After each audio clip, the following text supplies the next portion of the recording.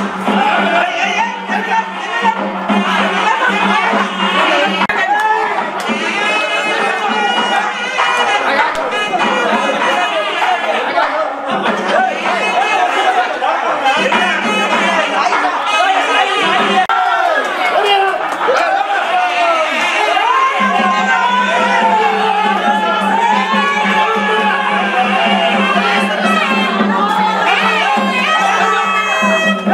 go!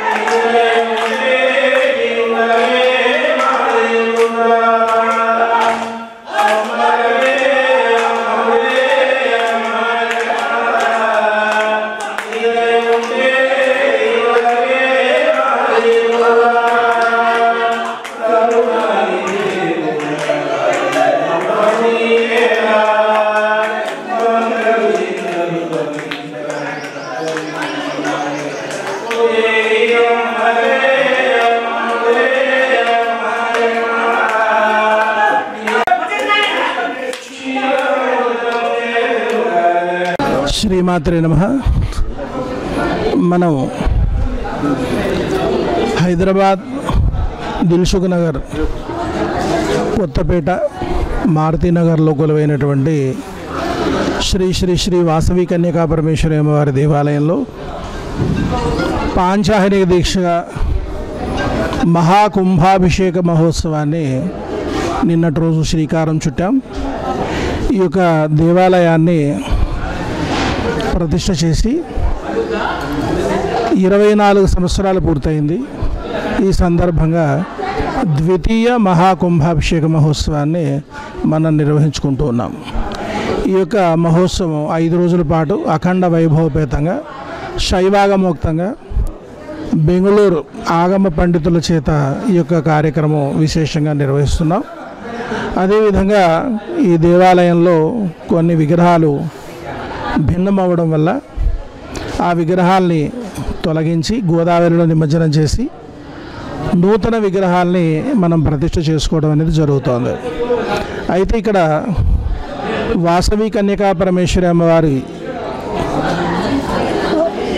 దేవాలయంతో పాటుగా బాలా త్రిపుర సుందరి సమేత నగరేశ్వర స్వామి, మహాకాళి, మహాలక్ష్మి సహితంగా మహాసరస్వతి, అదేవిధంగా ఆంజనేయ స్వామి, వెంకటేశ్వర స్వామి, అదేవిధంగా మానసాదేవి, సంతోషిమాత, ఆదిత్యాది నవగ్రహ దేవతామూర్తులను కూడా ఇక్కడ ప్రతిష్ఠ చేయడం జరిగింది.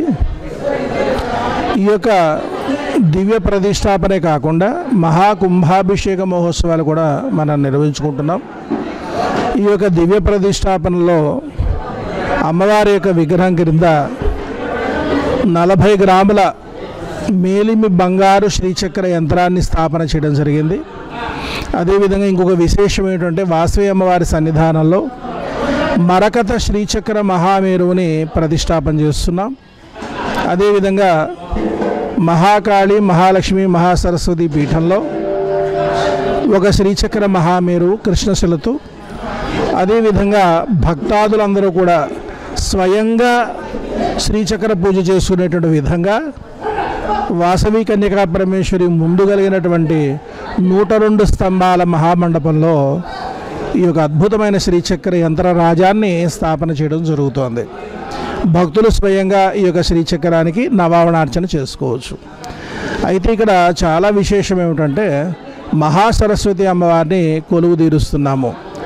మహాసరస్వతి చాలా విశేషమైనటువంటి అమ్మవారు. సరస్వతి అమ్మవారి దేవాలయాలు చాలా ప్రదేశాల్లో మరి ప్రతిష్ఠ చేశారు. అదేవిధంగా మనకి బాసరలో జ్ఞాన సరస్వతి అమ్మవారు కొలువై ఉంది.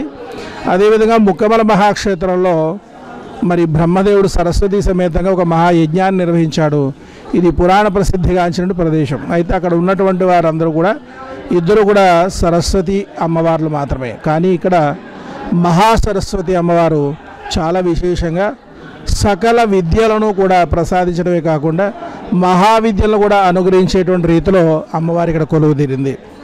అదేవిధంగా మరి పరమేశ్వరుడు కూడా మరి అద్భుతమైనటువంటి బ్రహ్మ, విష్ణు, రుద్రస్థానాలతో కూడుకున్నటువంటి శివలింగాన్ని ప్రతిష్ఠ చేయడం జరిగింది. అదేవిధంగా వేదమాతాచ గాయత్రి, మంత్రమాతాతు త్రిక్షరి, చతుర్వేదాలకు అధిష్టాతి గాయత్రి, సప్తకోటి మహావిద్యలకు అధిష్టాత్రి బాలా త్రిపుర సుందరి అమ్మవారు. బాలా త్రిపుర సుందరి అమ్మవారు ఇక్కడ ప్రతిష్ఠ చేయడం జరిగింది. ఈ బాలా త్రిపుర సుందరి అమ్మవారు వందే పుస్తక పాశశాంకుశ జపస్రగ్భాసురోద్యత్కరాం తాం బాలాం త్రిపురాం భజే త్రినయనాం షట్చక్ర సంచారిణి.